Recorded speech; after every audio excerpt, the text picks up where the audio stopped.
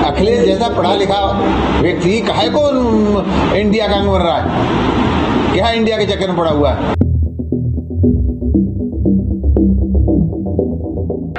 कांग्रेस को भी वोट मत देना, बहुत चालू पार्टी है कांग्रेस। नमस्कार, मैं सुहाना आपके साथ और आप देख रहे हैं digital Khabrilal. Truth and dare के इस खास कार्यक्रम में आप सभी का स्वागत है। बीते कल ही अखिलेश यादव ने अपना एजेंडा सेट कर दिया। जी हाँ, ये एजेंडा सेट किया कांग्रेस को चालू और धोखेबाज पार्टी बताकर। जी हाँ, बीते कल ही उन्होंने मीडिया को संबोधित करते हुए कहा था कि आप सभी बीजेपी को वोट मत देना, कांग्रेस को वोट मत देना, क्योंकि कांग्रेस बहुत ही चालू पार्टी है। जी हाँ, इसके बाद से अब ये सवाल उठने लगा है कि क्या कांग्रेस और सपा दोनों का साथ सिर्फ यही था, यानी कि अखिलेश यादव और राहुल गांधी की दोस्ती सिर्फ यही तक ही सीमित थी। आपको बता दें कि इंडिया गठबंधन में ये दोनों ही पार्टी शामिल है, लेकिन लोकसभा चुनाव से पहले ही अब दोनों के बीच तकरार देखने को मिल रही है। इसकी शुरुआत हुई मध्य प्रदेश से। जी हाँ, मध्य प्रदेश में जिस तरीके से कमलनाथ ने सपा के लिए एक भी सीट नहीं छोड़ी, तो वहीं दूसरी तरफ अखिलेश यादव ने ये कह दिया कि मध्य प्रदेश का बदला, एमपी का बदला वे यूपी से लेंगे। यही वजह है कि अब प्रियंका की टीम और अखिलेश की टीम एक दूसरे के सामने आमने सामने नजर आ रही है। आपको सबसे पहले सुनाएंगे बीते कल की वो बयान जो कि अखिलेश यादव ने कांग्रेस के खिलाफ दी थी। जरा सुनिए। कांग्रेस को भी वोट मत देना, बहुत चालू पार्टी है कांग्रेस। सावधान रहोगे कि नहीं रहोगे? बंसल जी बेबंद में दुखी थे, कांग्रेस ने धोखा दे दिया। अरे जब हमें धोखा दे दिया तो तुम कहां के बंसल हो? बंसल जी दुखी है, कांग्रेस ने धोखा दे दिया, हमें पहचाना ही नहीं। अरे भाई, जिनकी उम्र 80 साल हो कैसे पहचानेंगे आप? आप बताओ। हम कोई नाराजगी नहीं है किसी से, लेकिन हम ये मानते हैं, ये स्वीकार करते हैं कि 80 साल के जो लोग होंगे वो कभी कभी पहचानेंगे नहीं।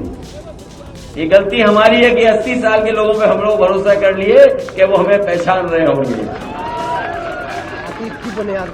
इसलिए साथियों, बहुत सावधान रहना आप इन लोगों से। ये सही है, हम लोग शुरुआत कर रहे हैं, लेकिन हमारी शुरुआत मध्य प्रदेश में ऐसी ही रहेगी।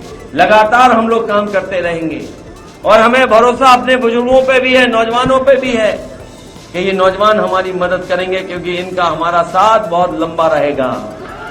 एक तरफ अखिलेश यादव ने कांग्रेस के खिलाफ जहर उगला, तो वहीं दूसरी तरफ भाजपा सांसद साक्षी महाराज का एक बयान सामने आ गया, जिसमें वे अखिलेश यादव की तारीफ करते नजर आए। इतना ही नहीं, उन्होंने उन्हें नसीहत तक दे दी। जी हाँ, आपको बता दें कि साक्षी महाराज का जो बयान सामने आ रहा है, उसमें उन्होंने ये कहा कि राहुल गांधी से 1000 गुना अच्छे हैं अखिलेश यादव। जी हाँ, उन्होंने यहाँ तक कि ये भी कह दिया कि इंडिया गठबंधन में जब अखिलेश यादव शामिल हुए थे तो उन्होंने सोचा था कि आखिर अखिलेश यादव का ऐसा क्या हो गया कि वे इंडिया गठबंधन में शामिल हो गए, कहीं उन्होंने नशा तो नहीं कर लिया। क्या कुछ कहा उन्होंने, आइए आपको सुनाते हैं। राहुल से तो 1000 गुना अच्छा अखिलेश है। तो जब एनडीए के अंग बने तो मैंने सोचा क्या हो गया, इनको नशा कर लिया क्या? अखिलेश जैसा पढ़ा लिखा व्यक्ति काहे को इंडिया का अंग बन रहा है? क्या इंडिया के चक्कर में पड़ा हुआ है? तो अगर उन्होंने निर्णय कर लिया कि हम सीटों पर लड़ेंगे, ये उनकी पार्टी का निर्णय है, हम उनको कोई ज्ञान नहीं दे सकते, लेकिन वो हमारा सम्मान करते हैं। तो अगर समझदारी से आदमी काम करता है तो ठीक है। अगर उन्होंने ऐसा निर्णय ले लिया कि हम किसी इंडिया गठबंधन के अंग में सारी सीटों पर लड़ेंगे, तो ये उनका स्वतंत्र निर्णय है, स्वागत योग्य है। एक तरफ जहां कांग्रेस और सपा एक दूसरे के विरुद्ध बयानबाजी कर रही है, तो वहीं दूसरी तरफ अब सपा के महासचिव रहे रवि प्रकाश का बयान सामने आ रहा है, जिन्होंने अखिलेश यादव के खिलाफ ही जहर उगल दिया। जी हाँ, उन्होंने कहा कि अखिलेश यादव अपने पिता मुलायम सिंह यादव के राजनीति को भूल गए हैं। इतना ही नहीं, उन्होंने ये कहा कि देश का भविष्य अब राहुल गांधी है। उन्होंने क्या कुछ कहा, आइए आपको सुनाते हैं। समाजवादी पार्टी में पिछले कुछ वर्षों से परिस्थितियां बदल रही हैं। आदरणीय मुलायम सिंह यादव जी ने इस पार्टी को तैयार किया था व्यवस्था परिवर्तन के लिए और इंसाफ की लड़ाई लड़ने के लिए। लेकिन बीते वर्षों में मुझे लगा कि ये रास्ता बदला है और आज की तारीख में जब सांप्रदायिक शक्तियाँ लखनऊ में, दिल्ली में दोनों जगह कायम है, हर स्तर पर नाइंसाफ़ी और जुल्म बढ़ रहा है।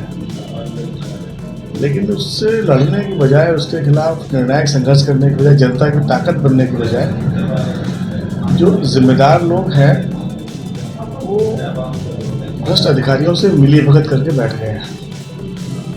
मैंने इस संबंध में कई बार जगाने की कोशिश की, लोगों को बताने की कोशिश की, आग्रह कराने की कोशिश की, लेकिन किसी ने सुनवाई नहीं की। मैं बहुत सीनियर आदमी हूँ, मेरे करीब 20-25 साल पार्टी में काम किया है मैंने, और पार्टी को मैंने ज़मीन तक, इस झंडे को जो है, साइकिल निशान को मैंने गांव-गांव तक पहुंचाया है, हर घर में पहुंचाया है। जब ये दुर्दशा हम देख रहे थे तो हमें बहुत दिक्कत लग रही थी।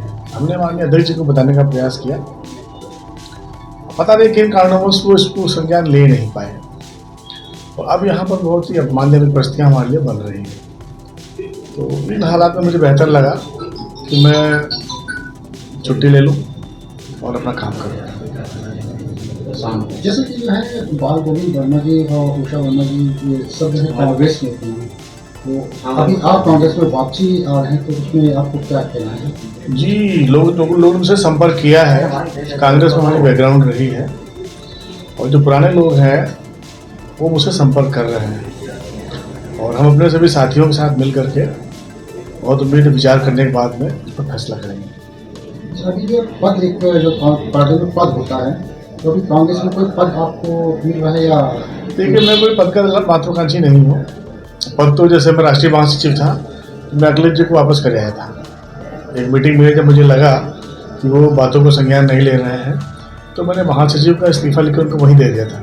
बहरहाल आपको बता दें कि विपक्षियों ने एकजुट होकर इंडिया गठबंधन बनाया था कि केंद्र की सत्ता से बीजेपी की सरकार को हटा सके। लेकिन लोकसभा चुनाव से पहले ही अब इंडिया गठबंधन में ही दरार देखने को मिल रही है। जी हाँ, विपक्षी पार्टी ही एक दूसरे के खिलाफ बयानबाजी करती नजर आ रही है। मध्य प्रदेश में जो चुनाव होने थे, इसमें कमलनाथ ने जब सपा के लिए सीट नहीं छोड़ी, तो इसका असर अब यूपी तक देखने को मिला। जी हाँ, अखिलेश यादव ने जिस तरीके से कहा कि एमपी का बदला वे यूपी से लेंगे, जाहिर सी बात है कि अब इसका असर यूपी में भी देखने को मिलेगा। बयानबाजी का दौर तो पहले से ही जारी है और इसी बीच अब ये बयानबाजी और भी तेज होती जा रही है। लेकिन अब देखने वाली बात होगी कि जो इंडिया गठबंधन में ही जो दरार देखने को मिल रही है विपक्षी पार्टियों में, इसका क्या कुछ असर होता है लोकसभा चुनाव में। फिलहाल आज के लिए इतना ही। देश दुनिया की तमाम बड़ी खबरों से जुड़े रहने के लिए देखते रहिए डिजिटल खबरीलाल। खबरें आपकी, नजर हमारी।